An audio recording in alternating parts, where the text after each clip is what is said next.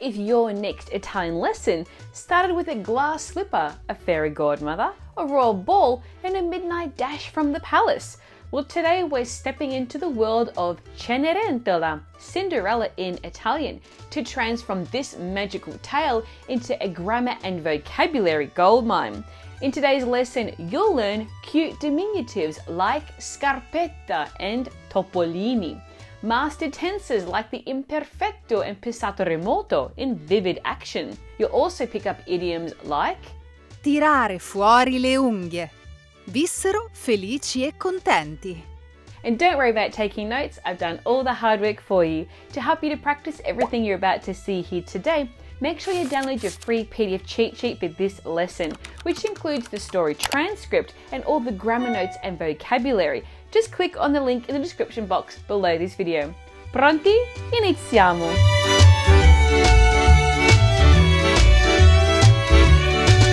Ciao, my name is Michelle, that's Michelle with one L, and even though my dad is Italian, I didn't grow up speaking Italian. I was named after my nonno, Michele, and learned as an adult.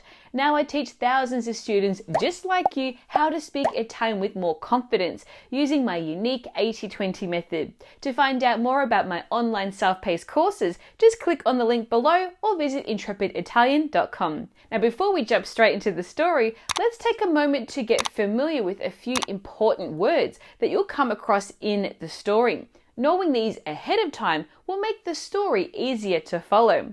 The first term is C'era una volta. Once upon a time. This is the classic opener for fairy tales in Italian, perfect for evoking magical adventures. Then we have Cenerentola. Now this is the name of our main character. It's from the word cenere, meaning ash, since poor Cenerentola is always covered in soot from sweeping the fireplace. This is how she gets her name. In everyday Italian, the plural form ceneri, ashes, refers to funerary ashes. The next term we have that you should look out for is Matrigna. Stepmother. This word often carries a negative connotation, mostly due to stories like Cinderella, where the matrigna is the villain. Now, to keep things more positive in real life, Italians often say La compagna di mio padre. my father's partner, or La moglie di mio padre. my father's wife. The same goes for Patrigno. stepfather. You might hear Il compagno di mia madre. my mother's partner, or Il marito di mia madre. my mother's husband instead. The next term to look out for is Sorellastra. stepsister. Just like matrigna, this word can evoke negative feelings because of how it appears in fairy tales. A softer option is simply to use Sorella. sister, especially if you're close. The same idea applies to Fratellastro. stepbrother. The next term to look out for is Principe. prince. In Italian, this word appears in fixed expressions like Il principe azzurro. Prince Charming, the dream guy, or Il principe del foro. star lawyer. Interestingly, principe can also be used as an adjective, meaning main or most important. For example, L'obiettivo principe della riforma è ridurre le tasse. the main goal of the reform is to reduce taxes. The next term to look out for is Fata madrina. fairy godmother. Fata means fairy, but shouted as Affata! is a form of catcalling in Roman slang, roughly translating to hey beautiful. Madrina, on the other hand, is the godmother at a baptism or confirmation, but it can also describe a woman chosen as the face of an event, such as La madrina dell'evento. the maitre d'. The next term to look out for is Scarpetta.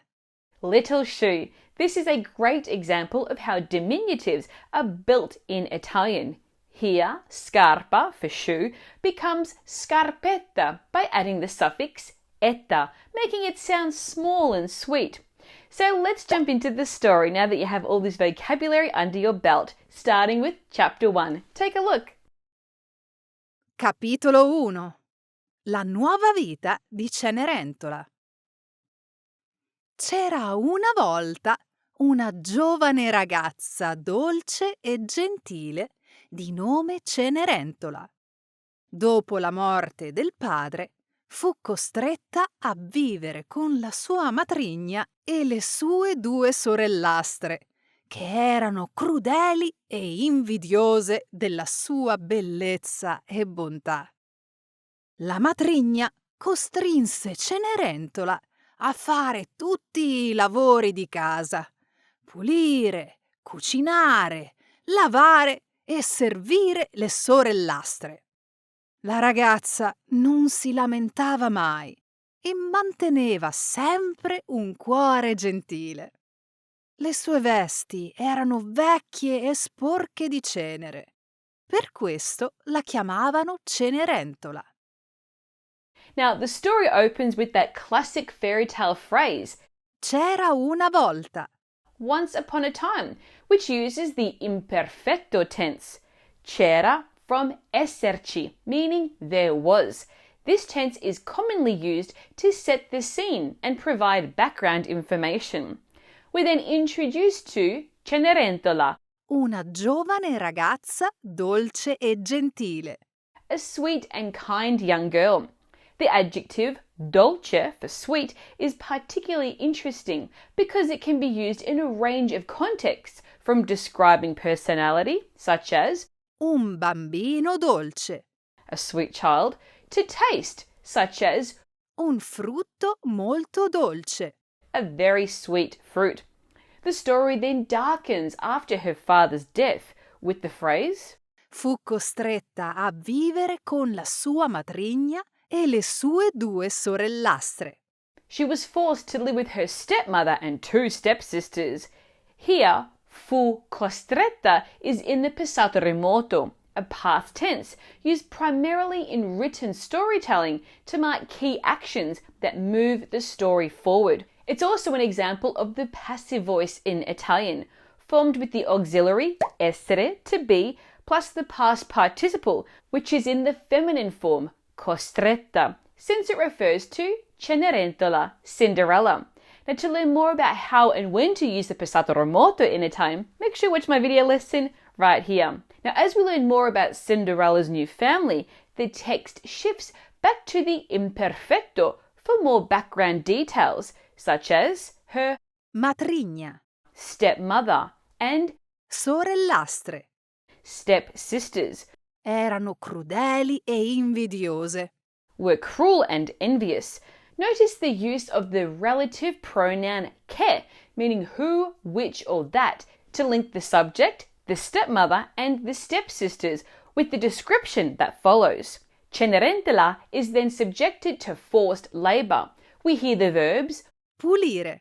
to clean, Cucinare. to cook, Lavare. to wash, and Servire. to serve. Now, these verbs are all part of everyday Italian vocabulary around household chores.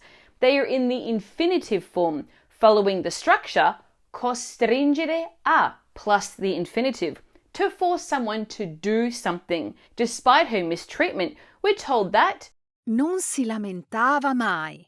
she never complained, where the verb lamentarsi is reflexive, meaning the subject performs the action on themselves. We also learn the origin of her name. Because her vesti, clothes, were dirty with ashes, she was nicknamed Cenerentola.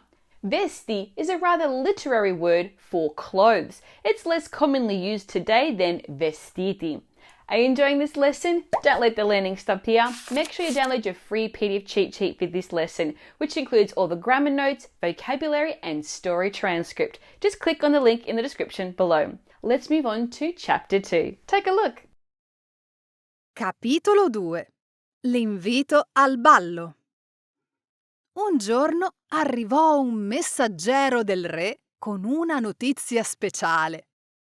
Il principe darà un grande ballo a palazzo e tutte le giovani del regno sono invitate.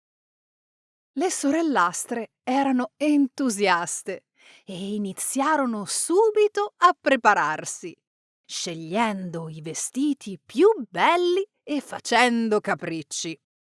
Anche Cenerentola sognava di andare al ballo, ma la matrigna rise di lei. Tu al ballo? Con quegli stracci? Rimani a casa a pulire. Cenerentola aiutò comunque le sorellastre a vestirsi e pettinarsi. Poi rimase sola, triste e in lacrime nel giardino. Now, excitement surges at the start of this second chapter as a royal messenger delivers an important announcement, which is: Il principe darà un grande ballo a palazzo e tutte le giovani del regno sono invitate. the prince will host a grand ball at the palace, and all the young women of the kingdom are invited. The use of the word giovani here is particularly interesting. While commonly used as an adjective meaning young, in this context it functions as a plural noun referring specifically to young women. But giovani can also be used as a noun to mean young men, as in I giovani. the young people or young men, depending on the context. As the news spreads, the stepsisters immediately begin getting ready, and this is where we see more examples of reflexive verbs, such as Prepararsi, to get ready, vestirsi, to get dressed, and pettinarsi. to comb one's hair. Meanwhile, Cenerentola quietly dreams of attending the ball. The verb sognare, to dream, appears in the phrase Cenerentola sognava di andare al ballo. Cinderella dreamed of going to the ball. This is a beautiful example of the construction Sognare di. followed by an infinitive verb, which is used to express a wish or longing. Now, to learn more about how and when to use reflexive verbs in Italian, make sure you watch my video lesson right here. But then the mood quickly shifts to the stepmother's harsh response. She says, Tu, al ballo, con quegli stracci, rimani a casa a pulire. "You, at the ball, in those rags, stay home and clean." This line highlights some notable features. First, the word stracci, rags. This is the plural of straccio, a cloth typically used for cleaning, which also appears in the idiom Essere uno straccio. to feel completely worn out or exhausted. We also see the imperative mood, which is used to give a direct command, which is Rimani a casa a pulire. stay home and clean. Finally, another useful expression to become familiar with is Ridere di. to laugh at someone or something, as in the sentence, La matrigna rise di lei. the stepmother laughed at her. Are you enjoying this lesson? Do you want more? Well, this video is part of my Italian fairy tale series, including Pinocchio, Biancaneve, Riccioli d'Oro and Cappuccetto Rosso. To watch them all, just click on this playlist right here. In the meantime, here is chapter 3. Take a look. Capitolo 3. La fata madrina. All'improvviso apparve una fata madrina che, vedendo la bontà di Cenerentola, decise di aiutarla. Non piangere, cara, anche tu andrai al ballo, disse la fata con un sorriso. Con la sua bacchetta magica trasformò una zucca in una splendida carrozza, i topolini in cavalli e il vestito logoro di Cenerentola in un meraviglioso abito da sera con scarpette di cristallo. Ma ricordati, avvertì la fata, a mezzanotte l'incantesimo svanirà. Cenerentola promise di stare attenta e partì felice verso il palazzo. Now, in this chapter, the tone shifts from sadness to amazement as help arrives in the most magical form. All'improvviso apparve una fata madrina. Suddenly, a fairy godmother appeared. The verb Apparve. is in the passato remoto, a tense that we've seen used to drive the action forward. Other examples in this chapter include Trasformò. she transformed and Partì. she left, both of which continue to move the story along with decisive actions. When the fairy godmother comforts Cinderella, she says, Non piangere, cara. Anche tu andrai al ballo. "Don't cry, dear, you too shall go to the ball." This gives us two more interesting features. First, we see the imperative mood used to reassure her with Non piangere. "Don't cry," while Ricordati. "remember" later on is a more serious warning. Then there's the word cara for dear, a common Italian term of endearment, often used between close friends or married couples. Beyond this, caro and cara is also an adjective that means expensive. Now, to learn more about Italian terms of endearment to use between friends, family, and your romantic partner, watch my video lesson right here.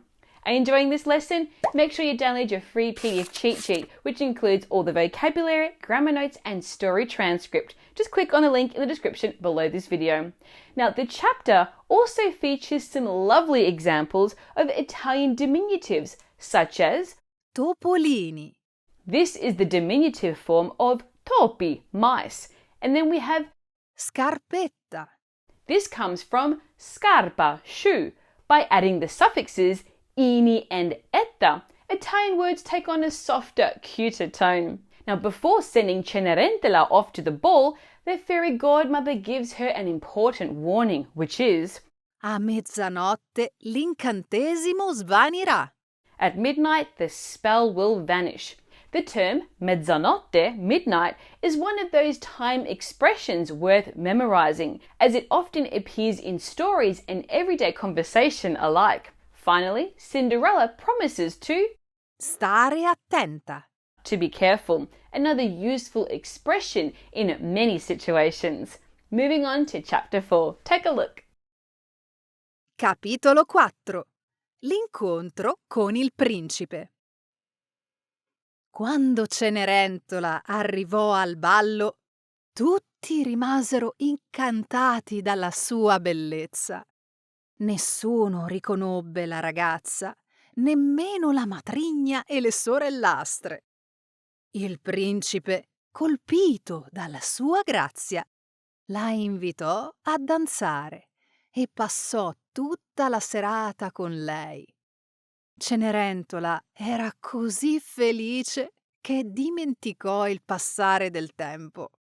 Quando l'orologio cominciò a battere i 12 rintocchi, si ricordò delle parole della fata e corse via in fretta, perdendo una delle sue scarpette di cristallo sulle scale del palazzo.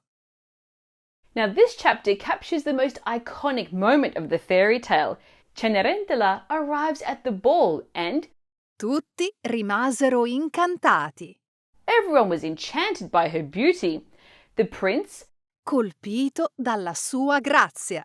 captivated by her beauty, is immediately drawn to her. Colpito literally means hit or struck, but it can also take on a figurative meaning deeply impressed or moved by something, followed by the preposition da, by. The sentence, La invitò a danzare. he invited her to dance, offers a great example of how Italian uses direct object pronouns. The verb danzare is also worth noting. While the verb ballare is more commonly used to say to dance, danzare adds a touch of elegance, fitting this fairy tale atmosphere. Cenerentola is so happy that, Dimenticò il passare del tempo. literally, she forgot the passing of time, meaning she lost track of time. This phrase is especially expressive, combining the verb Dimenticare. to forget with il passare del tempo. The passing of time, to evoke how one is completely swept up in the moment. But time is not on her side, and L'orologio cominciò a battere i 12 rintocchi. the clock began to strike 12. The verb battere typically means to strike or to beat, but is also used in many other ways. For instance, in a figurative sense, it can mean to defeat or to win, as in a competition or conflict. It also appears in the reflexive form battersi, meaning to fight for something. Realizing what is happening, Cenerentola, Corse via in fretta. Cinderella runs away quickly. The expression Correre via. is useful to know. It means to run away and conveys a sense of urgency and quick action. Perfect for emergency situations or simply movements when you need to leave abruptly. Now, to learn the 15 most important Italian phrases for an emergency during your next trip, make sure you watch my video lesson right here. In the meantime, here's chapter 5. Take a look. Capitolo 5. La ricerca della fanciulla misteriosa. Il principe, innamorato, raccolse la scarpetta e dichiarò: «Sposerò solo la ragazza a cui appartiene questa scarpetta». Il giorno dopo, il re ordinò ai suoi servitori di visitare ogni casa del regno per trovare la fanciulla misteriosa. Tutte le giovani donne provarono a calzare la scarpetta, ma nessuna aveva il piede della misura giusta. In this chapter, the fairy tale enters its suspenseful phase. The prince is now Innamorato. the standard adjective to say in love, but Italians often enrich it with expressions that intensify the feeling. You might also hear someone say, Innamorato perso. madly in love, or Innamorato cotto. head over heels. In the prince's promise, Sposerò solo la ragazza a cui appartiene questa scarpetta. I will only marry the girl to whom this slipper belongs. We come across the relative pronoun cui, which replaces an Italian indirect object, and it's generally preceded by a preposition, the choice of which depends on the verb or expression it relates to. In this example, the preposition is a, meaning to, because it's connected to the verb appartenere, to belong to. The next day, the king orders his servants to begin their search, visiting every home in the Regno kingdom. The word regno has that same regal tone as in the English version, evoking castles and crowns. But just like in English, it can also appear in more technical or scientific contexts, such as Il regno animale. the animal kingdom. Now, as the servants travel from house to house, every young woman tries on the slipper, but Nessuna aveva il piede della misura giusta. none had the right size. The term misura means size or dimension and is a useful word to know when shopping in Italy. But it can also appear in common idiomatic expressions such as su misura, custom made, vincere di misura, to win by a narrow margin, and la misura è colma, enough is enough. Are you enjoying this lesson? Don't let the learning stop here. Make sure you download your free PDF cheat sheet, which you'll find a link to in the description below this video. Now let's move on to chapter 6. Take a look. Capitolo 6. L'arrivo a casa di Cenerentola. Quando i servitori arrivarono a casa di Cenerentola, la matrigna chiuse la ragazza in soffitta e fece provare la scarpetta alle sue figlie. Le sorellastre fecero di tutto per far entrare il piede, ma fu inutile. Proprio quando stavano per andare via, i servitori sentirono dei rumori provenire dalla soffitta. Uno dei topolini amici di Cenerentola riuscì a liberarla e la ragazza scese le scale. Posso provare anch'io la scarpetta? Chiese con voce gentile. Le sorellastre scoppiarono a ridere, ma i servitori, seguendo gli ordini del principe, le fecero provare la scarpetta. Con grande stupore di tutti, la scarpetta calzava perfettamente. The tension peaks in this chapter as the prince's servants arrive at Cenerentola's home. Her stepmother locks her away in the soffitta, the attic, and presents only her own daughters to try on the slipper. The word soffitta carries more weight than just a physical location. It can also appear in the expression Mandare qualcosa in soffitta, meaning to get rid of something or to leave something behind, often with the idea of discarding what is no longer useful or relevant. Meanwhile, the stepsisters, fecero di tutto per far entrare il piede. they did everything they could to make the shoe fit. This phrase, Fare di tutto per. is a common expression to describe determined and sometimes desperate efforts. It can also be followed by pur di for added intensity. For example, Fare di tutto pur di riuscirci. to do anything just to succeed. When Cinderella manages to free herself and asks to try on the slipper, her stepsisters, Scoppiarono a ridere. they burst out laughing. The verb scoppiare literally means to explode, but in idiomatic usage, it often signals an overwhelming reaction. It's frequently paired with expressions of emotion, such as Scoppiare a piangere. to burst into tears, Scoppiare di salute. to be bursting with health, or Scoppiare in lacrime. to break down in tears or to burst into tears. The servants, loyal to the prince's instructions, allow Cenerentola to try the slipper and, Con grande stupore di tutti. with everyone's astonishment, it fits perfectly. Stupore is a beautiful Italian word that expresses a powerful mix of surprise and wonder. You might hear expressions like Destare stupore. to arouse astonishment or Essere motivo di stupore. to be a cause for amazement, both of which reflect that sudden spark of magic. Moving on to chapter 7, take a look. Capitolo 7. Il lieto fine.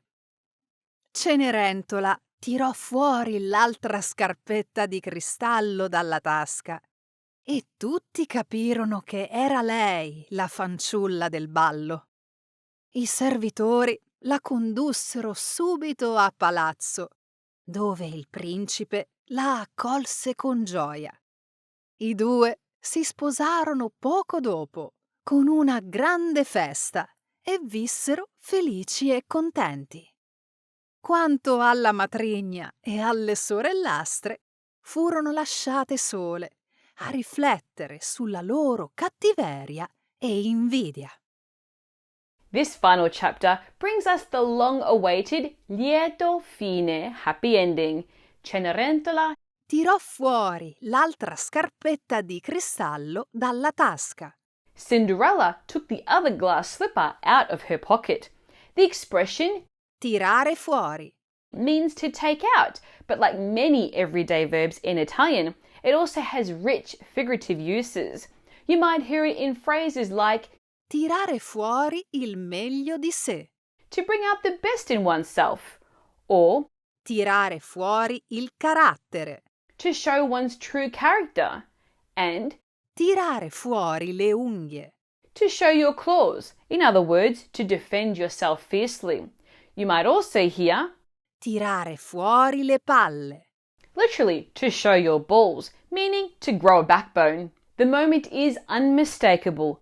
Tutti capirono che era lei la fanciulla del ballo. Everyone understood she was the girl from the ball. The word fanciulla is particularly striking here.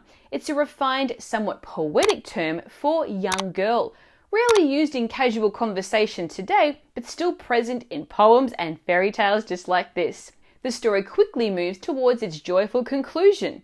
I due si sposarono poco dopo, con una grande festa, e vissero felici e contenti. The two were married soon after in a grand celebration and lived happily ever after. The phrase E vissero felici e contenti. is the classic Italian fairy tale ending in Italian.